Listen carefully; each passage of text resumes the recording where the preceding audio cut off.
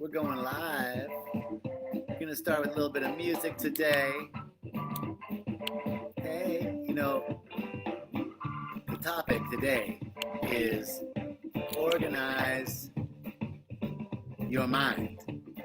And this music is called Organized, right? It is about the Hammond B3. So while we're building a little bit of traffic, I'm going to see if I can get this on my phone. There we go. So, hey. All right. So we got this going on. Hey, Susan, nice to see you. And Bessa, nice to see you. Glad to see everybody coming on. So great. Thank you, thank you, thank you. So today's talk is called Organized. Organize your mind. And I'm so grateful that you guys are here. And while we're building a little bit more traffic, I just want to take a moment to express my gratitude for the opportunities that we have to come together. Today is a really special day. Hey, Terry, welcome. Because, hey, Cheryl, thank you. And Lana, love to see you all. Thank you, thank you, thank you. Welcome to my living room. Hey, that's what happens in COVID times, right? Everything's happening in our living rooms. And that's my mom over there right behind me. She's always right there with me. And Dorota, hello, hello. And Nestor, mi hermano, Julie, Angela. It's so great to see everybody. Thank you for joining us. Okay, so, wow, we got lots of folks coming in. Harley and Anna Maria and Lovepreet and, oh, wow, everybody. Roxana, beautiful, from and Chanel, wow, thank you, thank you, thank you. Karen, Dorota's in the UK. And Jimmy Wayne, thank you, thank you. Sean, thank you all for joining. Okay, we're going to get going. We're going to get moving. All right, the talk today is organize your mind, right? And this was really a wonderful topic because it brought to me the importance of Israel in the house. Hello, welcome. I'm just excited to see how many people are coming in. Glasgow, Karen, thank you. Autumn's here. Wow, amazing. Isn't it amazing that technology can bring us in, bring us together? Debbie, hello. Abe, welcome. Welcome, welcome. So I've got my phone down here, so I'm looking down. And Roxana's in Mexico and Canada. That's a big spread. I got my phone here because I can't really see the a lot of the feed, on the live stream. Okay, here we are. Organize your mind. Topic today: a well-established mind. A well-established mind, a well-organized mind, is the mind that has sort of everything going in the same direction. Body, the physical body, the energy, the life force within us, the emotions, and the mind, all organized in the same direction.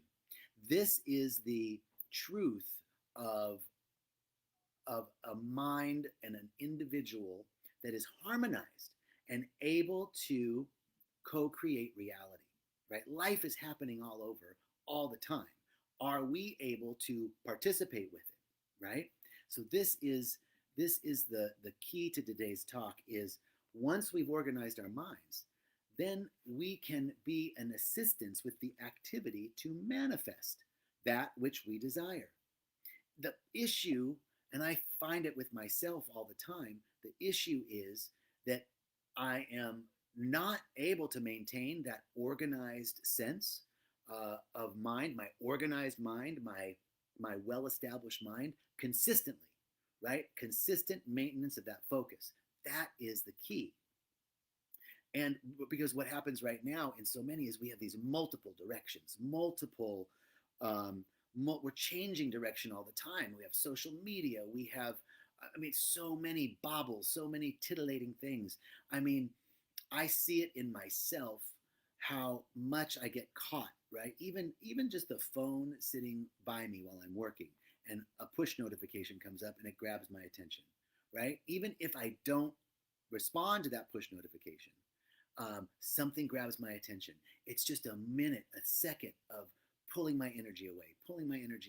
We're streaming, we're watching TV, people, this idea of being externally activated is like a radar scanning for the cues that secure belonging and secure my own sense of self worth, right? That outwardly directed.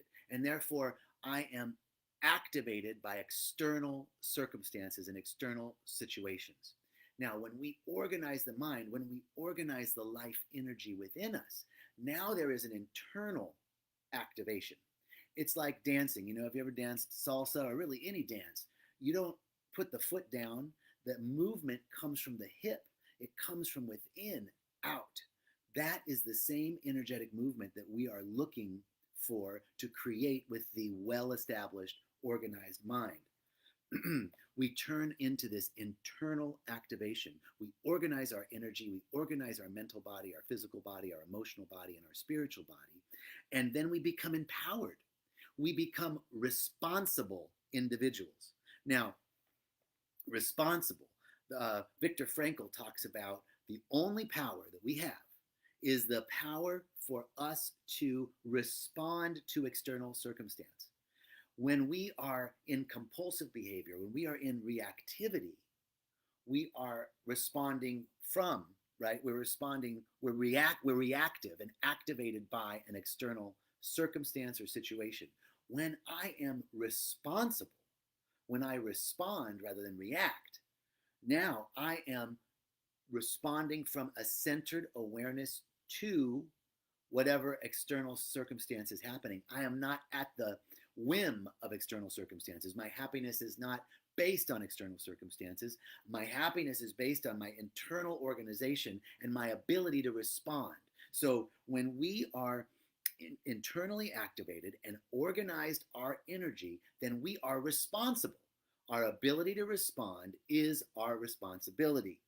And then whatever we wish really, really, really comes true. We've all heard of this. Oh, yes, we've heard of it. Yes. So and so. I mean, Joe Dispenza has all sorts of examples, right? Of manifesting, materializing things. We've heard this throughout. You've experienced it yourself. You're thinking about somebody and they call. Or now it's in social media, it's manufactured. You look at something online and then you're served an ad by that, right? That's a different thing. But really remember running into people that you were thinking about, and that happens. That is an effect of things manifesting because there's a clarity and organization of body, mind, and spirit, of mental body, spiritual body, mental body, spiritual body, emotional body, and physical body, when those energies are aligned. So it's so important that we are empowered by this instead of empowered by technology. Now, we are currently empowered beyond imagination by technology. And in fact, that technology has become self-destructive. The very things that were supposed to make our lives happy and peaceful and joyful, right? You remember all those, you look back at old ads from the 50s and they're like, the housewife of the future will have time on her hands, washing machines and dishwashers. Oh, yes, right? Like there was this Jetsons view of the future where everything would be done for us and we'd have so much time. Well, is that manifested? No. We've got more technology that's supposed to serve us, supposed to make our lives better. And what is it doing? The very things that have given us more comfort and security than ever before at any time in human life are the very things that are destroying us now. The things that were supposed to be a blessing have become a curse. The things that were supposed to be a blessing have become a curse. Where the comfort and convenience has become a threat to our very lives.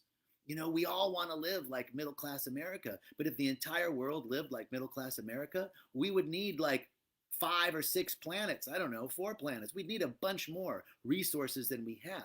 So clearly, we in the United States, and I mean, right? I'm part of that process as well. I live in a space that's my own. So many people don't have a space that's their own. In so many parts of the country, there's multiple generations living in one house, right? So this is the key is that we must become aware of all of the ways in which we are being externally activated for our own comfort and convenience. And what that has done, comfort and convenience has spurred compulsive behavior. I'm not saying that I am not complicit with this. This is coming to my awareness and I want to share it with you, right? Our compulsive behaviors are the things, those external activations. Oh, shiny bauble, hot person, hot man or woman, whatever. I'm riding my bike down the beach. Ding, ding, ding. Oh, I want that. An ad comes. I need that. Consuming, eating, buying, shopping, all of the things, smoking pot, whatever it is, right? All of these gifts that we've been given have now become compulsive behavior. Compulsive meaning that we're not responding, we are reacting, right? External activation, rather than organizing our internal energy so that we can be responsible and act in a way that has consciousness, conscious activity. It's not that any of those things are wrong. Living a wonderful life, buying things, eating things, smoking things, like going on spiritual retreats, nothing wrong with any of those things when it's conscious activity versus unconscious compulsive activity. Wow, okay. Carlos, hello, good to see you. Hi, everybody. So glad that you guys are here. So, here's the thing. The revolution will not take place on television. The revolution will not be promoted by a algorithm on Facebook, Instagram, or TikTok, and it sure as hell won't be tweeted. The revolution takes place in consciousness. The revolution takes place in our mind. The inward revolution of us becoming able to organize our mental body, our spiritual body, the life force within us. And this is the revolution that brings peace and joy within, peace, joy, and love within, so that we can bring peace, joy, and love to everyone around us, that we can live in the kind of world that we all want to live in. We're in this world now that's on a self-destructive path because we are in compulsive behavior. Now, we've all thought about what we'd like. We've all had this idea of what's possible.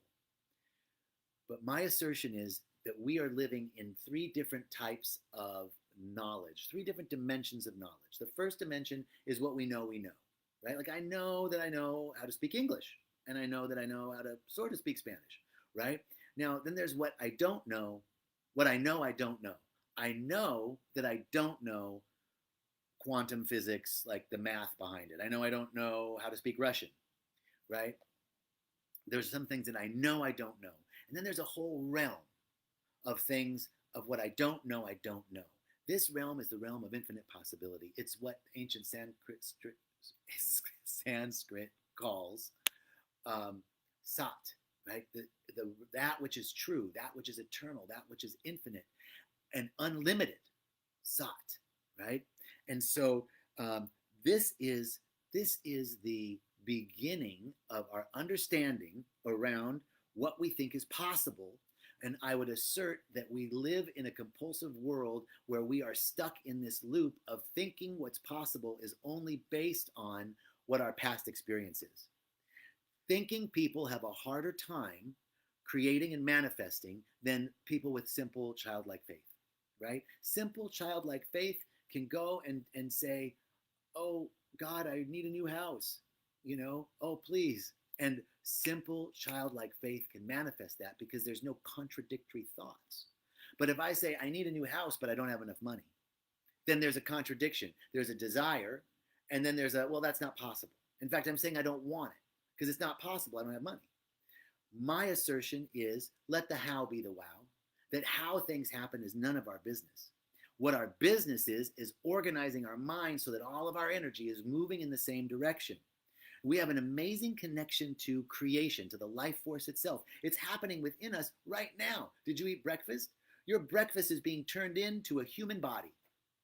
If there was a life force, if you said, I have access to a life force that can convert my breakfast into bone and sinew and flesh and organs and blood, you'd say, that's a miracle. I want to be a part of that. We got it. There is a power within us already working. It's just not a conscious power. But as we organize our minds, as we organize that mental body, spiritual body, emotional body, and physical body, and have them all aligned in the same way, then manifestation occurs. then we are in league with the creative power that is within us. And what happens is we tend to equate happiness with what we think life should be, right? When life's going the way we think it should go, we're happy. When life's going against us or not going the way we think it should go, when we think it's going against us, then we're unhappy, right? So happiness means that life is what we think it should be. So, what's possible or what's not possible, how life should or shouldn't be, is none of our business. Our business is anchoring in to a realm of infinite possibility. Ah, I just saw a happy birthday. Thank you. Thank you, everybody. That if life is happening the way we think it should be, then we have to maintain, if we want life to happen the way we think it should be, we have to maintain a consistent focus without derivation, without admitting contradictory thoughts. Now, there's a technology for this. It's called meditation and yoga. There's a technology for this. It's called affirmation. But we can't just speak the words with our mouths. We have to be in alignment, body, mind, and soul, in all elements of ourselves, so that we don't let past experience tend to dictate the basis for what we think is possible. Look, if I told you 100 years ago, if I was here 100 years ago and you were here, and I picked up this thing and went, I'm talking to somebody in Bangladesh right now. I'm talking to somebody in Belgium. Hi, Desiree. I'm talking to somebody in Mexico right now. You'd go, you must be a god. If this was 100 years ago and I had this little thing in my hand and I could talk to people from all over the world, then you would say, you got to be a deity of some sort, right? But this isn't the truth right now. It's commonplace. We all have this. We all have access to this. The phone was an idea. In the beginning, there was the Word. And the Word was with God. And the Word became flesh. In the beginning, there was an idea. And the idea lived in the realm of infinite possibility. And then it became manifest. So what is possible and what's not possible, none of our business. What we think, how it's going to happen, none of our business. The phone happened, the computer happened, all of this happened because there was a thought, and that thought was able to maintain a certain resonance and frequency, extending that thought over an extended period of time called focus, and it was able to manifest. That is it's outlined in the Bible. This is not new. I'm not bringing you anything new. And we know that quantum physics is teaching us that it's all vibration and frequency. So we must bring our vibrational frequency into alignment so that that frequency, that idea, what is an idea or a thought, but a energetic unit. Reverend Michael says it's an energetic unit, a mental unit of energy, right? Something happens, we're thinking something, that's a vibration. I think happy thoughts, I feel higher vibration. I think lower thoughts, I feel lower vibration, right? This is the nature of manifestation. So if we are to live in alignment, we must raise our minds above confusion and live in an organized way. How do we raise our minds above confusion? Aligning our mental body, physical body, spiritual body, and emotional body. What are those tools? Guess what? Nothing new under the sun. Meditation, affirmation, prayer, fellowship, sacred study, releasing that which is no longer serving us, right? We must clear our consciousness so that we can maintain an extended focus of that which we want to bring about. What we think about, we bring about. Extended thought. Now, here's the thing. People go, well, that's not true. I've been thinking for a long time that I want something. I want a new car. I want that. And I want a new lover. I don't have it, right? Well, I would assert that there's probably a contradictory thought going on underneath there. That, like, when I'm thinking I want somebody special in my life, and I think I don't have anybody special, what the energetic frequency that's being output there is I don't have. I don't have anybody. I'm alone. I don't have anybody. I wish I had somebody, but I don't. I don't have anybody.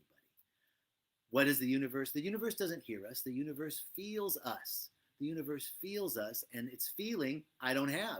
And guess what? It's going to reflect back exactly what we're putting in. I don't have. So how do I reverse that?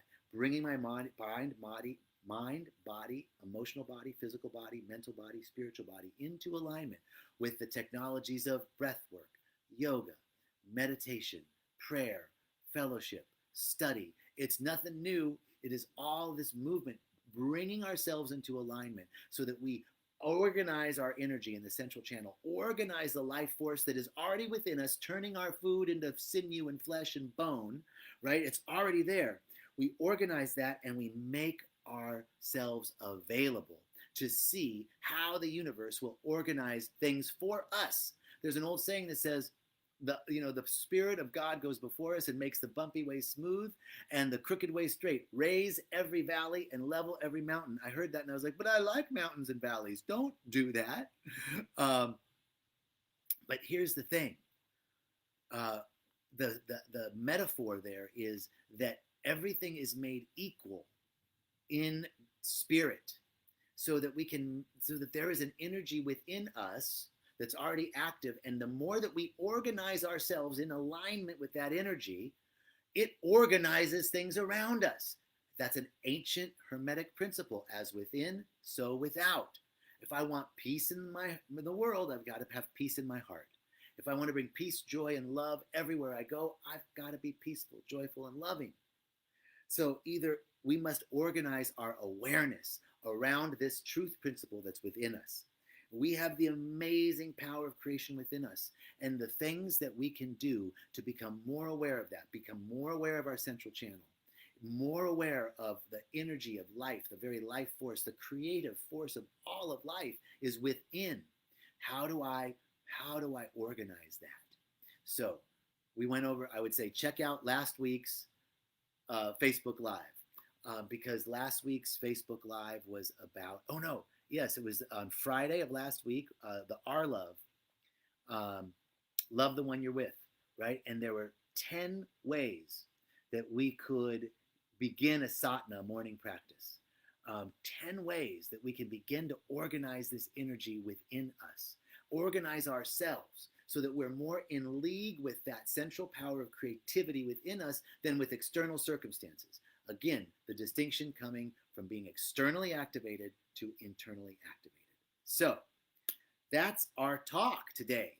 I want to thank everybody for these beautiful birthday wishes. Thank you all so much. It is such a great joy and honor to have the opportunity to talk with you and share with you my thoughts. I thank you for listening and showing up. Like, that just always makes me smile and wonder, like, really? People are listening. So I'm super grateful to have the opportunity to share with you what seems to be coming through in my awareness and to walk this path with you.